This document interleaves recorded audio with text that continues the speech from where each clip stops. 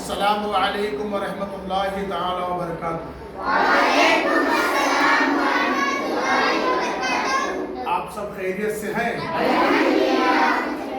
میں بھی الحمدللہ خیریت سے ہوں۔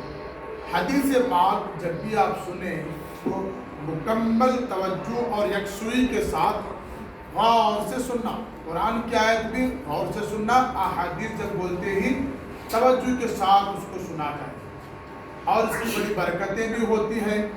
امام بخاری علیہ الرحمہ آپ جانتے ہیں قرآن کے بعد سب سے افضل، سب سے صحیح کتاب لکھنے والے وہ امام بخاری رحمۃ اللہ علیہ کی ذات ہے، جنہوں نے بخاری شریف کو لکھا ہے۔ سبحان اللہ۔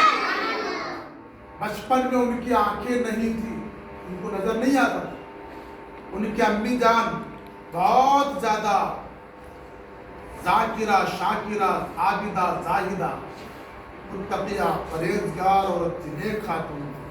انہوں نے رو رو کر کے دعائیں کی۔ حضرت ابراہیم علیہ السلام خواب میں تشریف لائے اور انہوں نے غالباً آنکھ پر ہاتھ پھیرتے ہی حضرت امام بخاری کی آنکھیں واپس آ گئیں۔ اور ایک بات، حضرت امام بخاری سبق میں آتے تھے، جو بھی حدیث ان کے استاذ پڑھاتے تھے وہ لکھتے نہیں تھے، پورے اسٹوڈنٹس لکھتے تھے، پورے طلبہ رائٹنگ کرتے تھے۔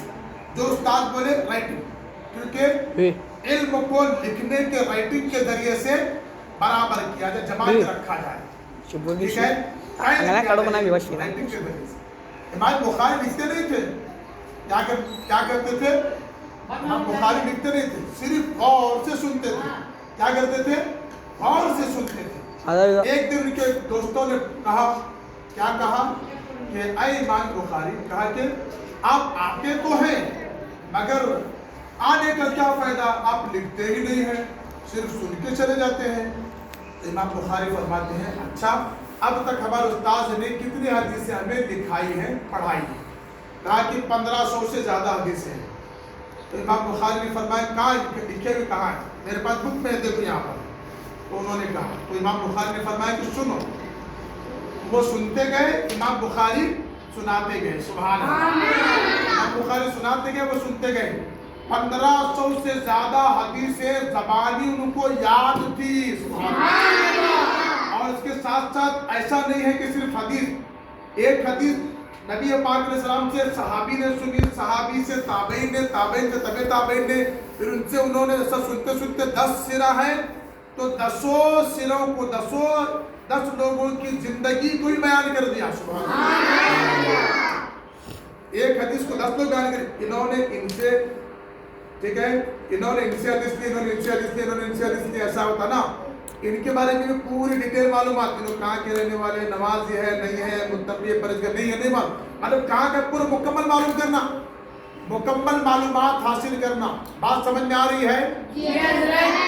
تو اس سے پتا چلا کہ رب تبارک و تعالیٰ کا جب فضل کرم ہوتا ہے تو اللہ تبارک و تعالیٰ کی عطا جب ہوتی ہے تو اللہ کچھ بندوں کو چن لیتا ہے۔ سبحان اللہ۔ 1500 حدیث سنا، اور جب بھی کوئی حدیث بولتے مطلب سے ایسے بڑھتے حدیث بولتے، ہلتے بھی نہیں تھے۔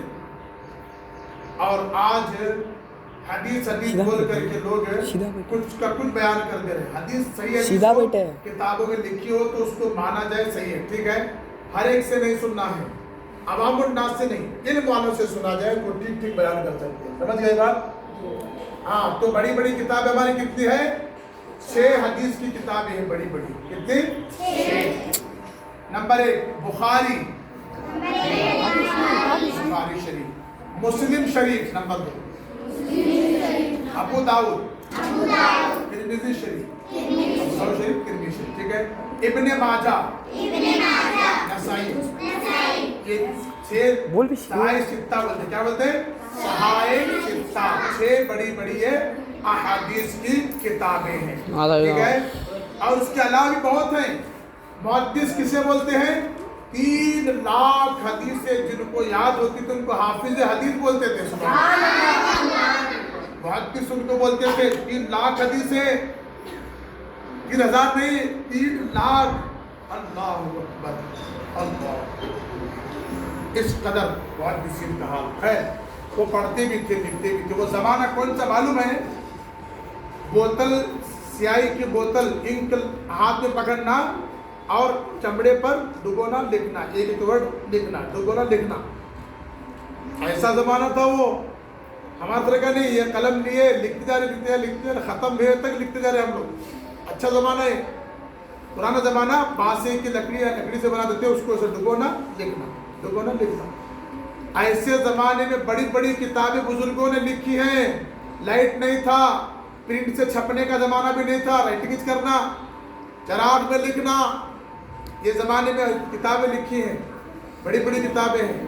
سمجھ گئے؟ تو محنت کرنے والوں کی محنت کو اللہ تعالیٰ بیکار جانے نہیں دیتا ہے. آپ محنت کرو, اس کا پھل آپ کو ضرور ملے گا. سمجھ گئے؟ اور حدیث پاک سننے کے بعد غور سے سن کے اس پر عمل بھی کرنا. آپ کو چھوٹی چھوٹی حدیثیں بیان کر رہے ہیں, اس کو سننا, عمل کرنا. ٹھیک ہے, کریں گے انشاءاللہ. السلام علیکم ورحمۃ اللہ وبرکاتہ.